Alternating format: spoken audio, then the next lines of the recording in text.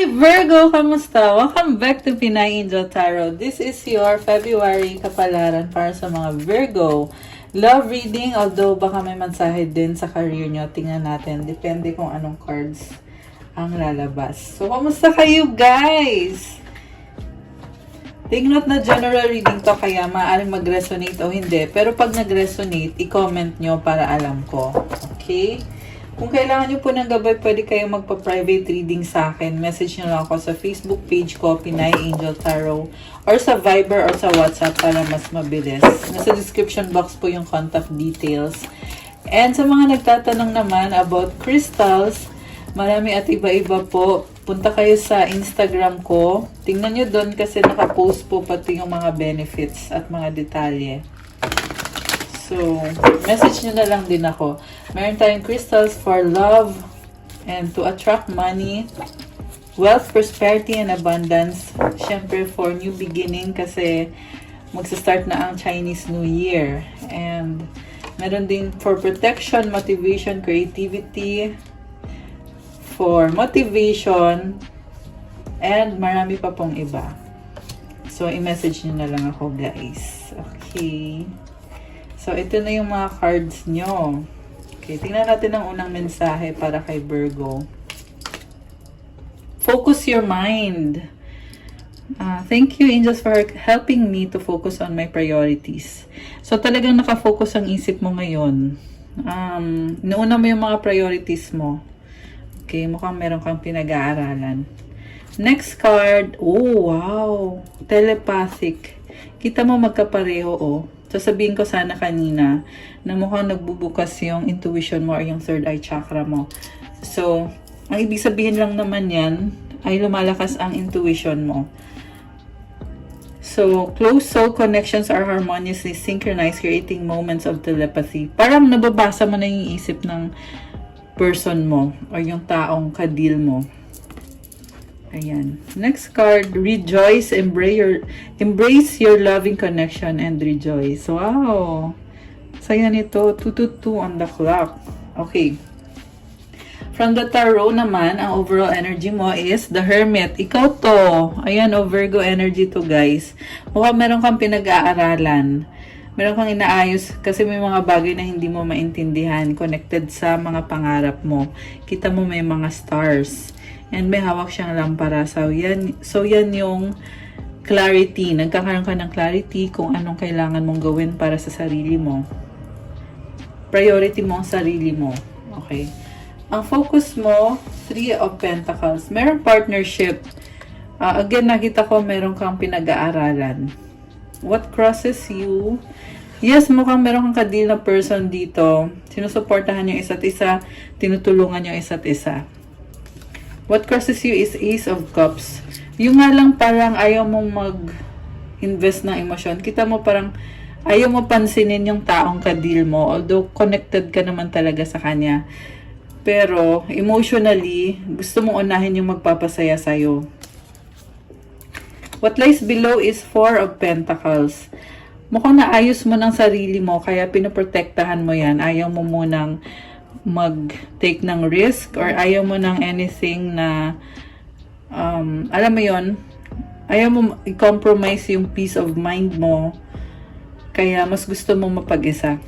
What lies above is 8 of Swords. Mukhang ang dami mong iniisip dito. Oh, sexy niya, oh. Isip ka ng isip eh, parang hindi ka makagalaw. Okay. What lies behind is Page of Pentacles. So, may kadil kang person na parang nagkaroon kayo ng disagreement nito, kaya nag-sorry ka sa kanya sa past. Pero sa current nyo, parang okay kayo ulit. And yung nasa what lies before you naman is 7 of Cups, which is parang nalilito ka kung anong gagawin mo kasi ang dami mong gustong gawin. So, mukhang parte ng buhay mo yung taong yan, pero ang dami mong gusto ma-achieve para sa sarili mo. Excited ka. Oh my gosh! 444! So, napatingin ako sa clock dito sa camera. Nakita ko yung angel numbers na yon. Kaya, Alam ko may kahulugan yun para sa'yo, Virgo. Okay, so next card. Ang tingin niya sa'yo is Five of Swords. Parang pinoproblema mo siya. Kaya tuloy parang nahihiya din siyang lumapit sa'yo. Yan yung nakikita ko dito. Pag andyan siya, nasistress ka. Kaya yung person mo tuloy ayaw na lang din. Ayaw kang istorbohin na lang din. Okay. And then, yung person mo naman, Six of Wands. Sabi ko nga kanina, parang nagkaroon kayo ng conflict sa past, pero nagkasundo kayo ulit. And nakita ko dito, there is victory and success.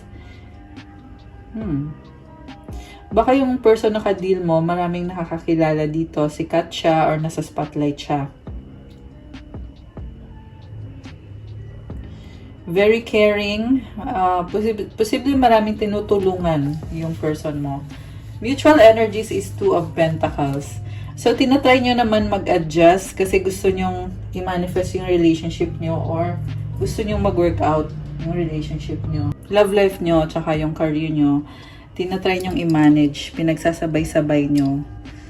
And medyo emotional ka dito, pero ini-enjoy mo naman yung ginagawa mo. Okay? And the outcome is Ace of Wands, new beginning.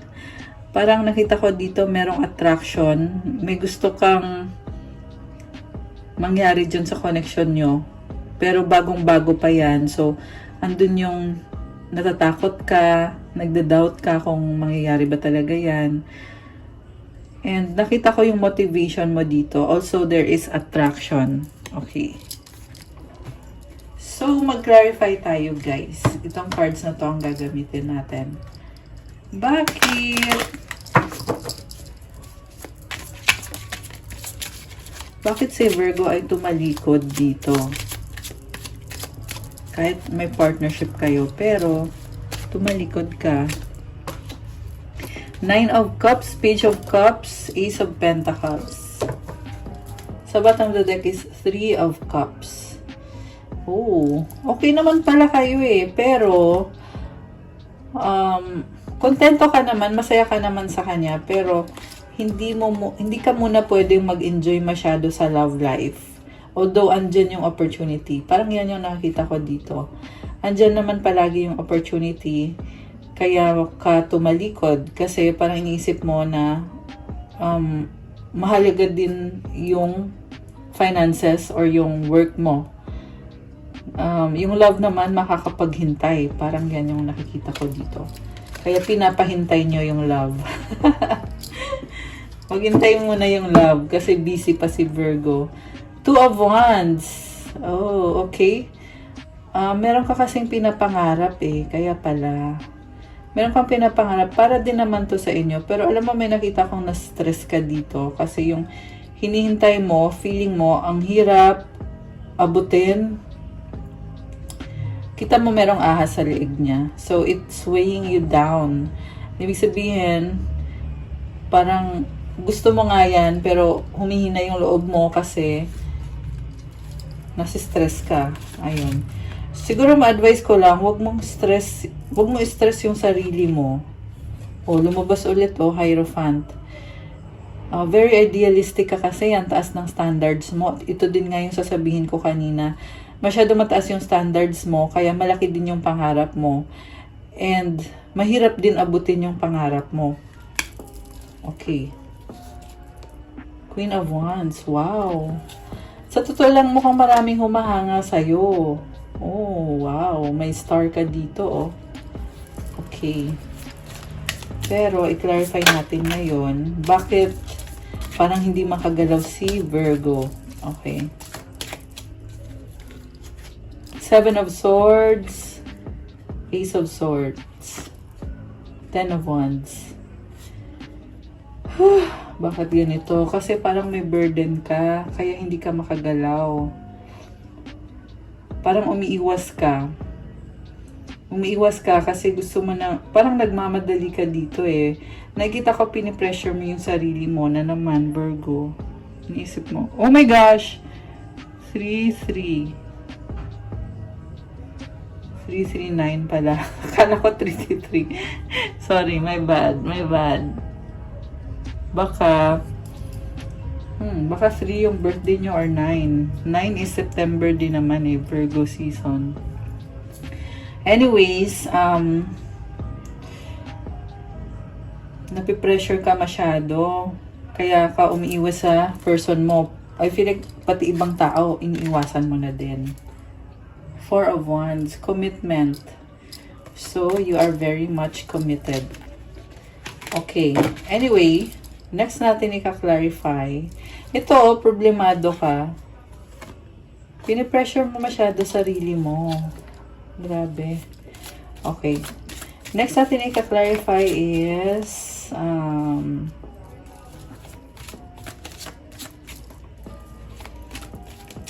bakit yung person mo nahihirapan sa'yo sa totoo lang. Oh, 3 of Swords. Parang pinoproblema ka niya. Gusto niya kasi mag-reach out sa'yo pero out of reach ka. Out of reach ka. Okay, clarify natin yun ha. King of Pentacles, Knight of Pentacles, 9 of Swords, Ace of Cups, Justice. So, merong unfinished business sa inyo. May nakita ko dito, long-term goals na parang feeling nyo hindi nyo maabot, kaya nasasaktan kayo, napapa-overthink at pinoproblema nyo yan. So, balik na naman sa issue about pressure. Nagiging emotional kayo kasi feeling mo, ang hirap-hirap ng buhay. Yung iba nakita ko magkalayo or long distance kayo. Ayan, so feeling ko gusto mo lang naman talagang makasama yung taong yan eh. Kaya na-feel ko din kung bakit parang nalulungkot ka. 6 of Pentacles and the Chariot. So, there is give and take. Mabilis naman mag-respond yung person mo. Yung nga lang malayo, ano. So, tingnan natin yung energy ng person mo. 6 of Wands. Okay. Mukhang yan yung problem eh. Kasi maraming tao sa paligid ng person mo na hindi niya maiwanan. Kaya ikaw tuloy hinahanap mo yung attention niya, yung panahon niya para sa'yo. So, 3 of Pentacles, the Hermit, Page of Swords. Nakita ko dito, puro aral. Meron kang pinag-aaralan. Ugali na din naman kasi talaga ng Virgo na mahilig mag-aaral eh. So, itong cards na to, puro about study. 3 of Pentacles, Hermit, ikaw din to eh. Page of Swords. Si Hermit, ito din yung overall energy mo. Sabi ko nga kanina, nag-aaral ka. Ayan, aral ng aral. May lampara, diba? So, you are gaining clarity sa situation mo. Okay. Anyway, next cards.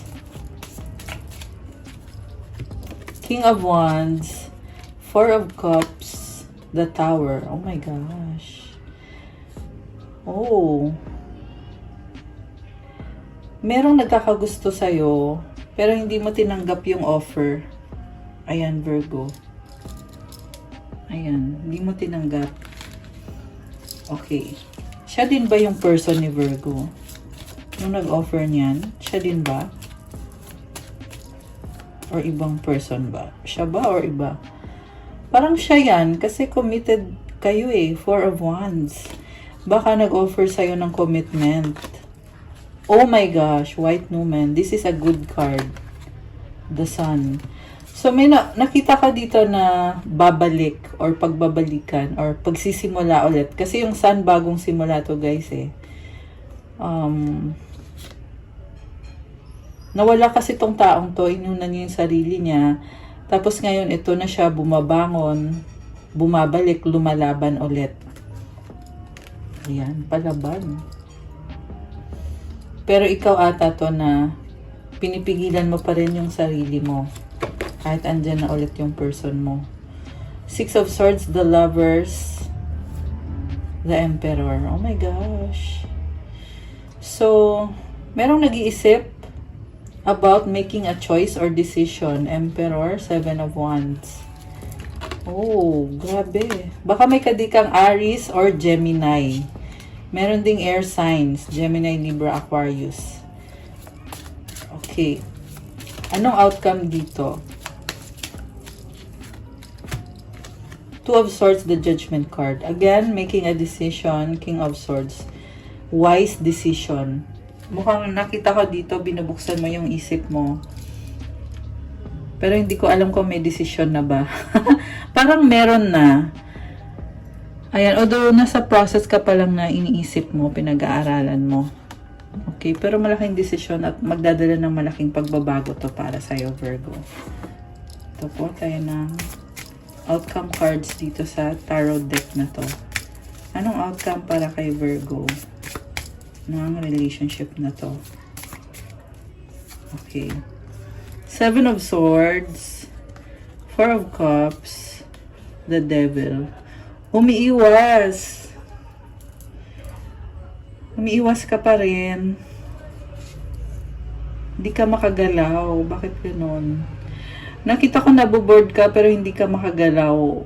Parang nahirapan ka sa sitwasyon mo. Iniiwasan mo na lang siya pero malaki yung pangarap mo. Parang kumbaga hindi ka kontento sa binibigay sa'yo ng taong yan. Pero may nakita kong pag-uusap naman. So siguro kailangan mo din ng patience sa sitwasyon mo. Tsaka kung ano man yung sitwasyon ninyo, guys. Kasi nakikita ko hinihintay mo siya eh. Pag-usapan nyo na mabuti. Diba? Baka hindi kayo nagkakaintindihan. Okay. Advice para kay Virgo.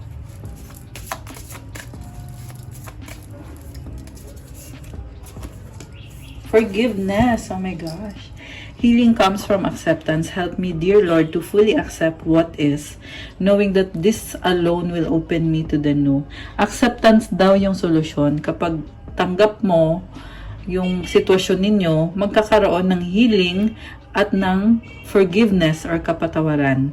I-pray mo daw na matanggap mo yung sitwasyon ninyo. Kasi pag nangyari yun, magkakaroon ng bagong simula. Magbubukas yung bagong opportunity para sa inyo. Ayan. Forgiveness. Grabe. Okay, guys. That's what I have for you, Virgo, for your February kapalaran. Thank you so much for watching. I-like nyo na tong video na to. Comment kung nag-resonate ba or kung ilang % nag-resonate sa inyo ang reading na to. Also, kung bago kayo, please do subscribe kasi kailangan ko po yan. Malaking tulong po yan para tuloy-tuloy lang ang paggawa natin ng more love readings para sa inyo, guys. And for those naman na nangangailangan ng gabay, kung nag-resonate kayo at kailangan nyo ng more information, i-message nyo ako sa Facebook page ko, Pinay Angel Tarot, or sa Viber or sa WhatsApp para mas mabilis. 11:44 on the clock. Ayan, may angel numbers na naman tayo. And syempre guys, yung personal reading may bayad kasi ikaw mismo yung i-reading ko. Ayan, sa Viber or sa WhatsApp, mas mabilis kasi dun guys eh. So I suggest mag-download kayo ng Viber sa WhatsApp. Although pwede din naman kayo mag-message sa akin sa Facebook or sa Instagram account ko. Nasa description box po yung mga link tsaka yung contact details. And for those naman na nagtatanong about crystals, yes, meron at marami at iba-iba po. Available po sa Instagram ko. Andun naka-post, kaya tingnan nyo na lang po doon, pati benefits naka-post na din po. So, merong for communication, attract wealth, attract love, self-confidence, wisdom, grounding, protection of aura, spiritual protection, meron din for weight loss, kung yan ang gusto nyo, for happiness, authenticity, and self-esteem, for mental clarity, attract money, and ayan, marami pang iba guys. Protection. So, i-chat nyo na lang ako sa Instagram. Okay? Thank you so much, Virgo! Have a good day. God bless you all and stay safe. I'll see you again soon. Bye!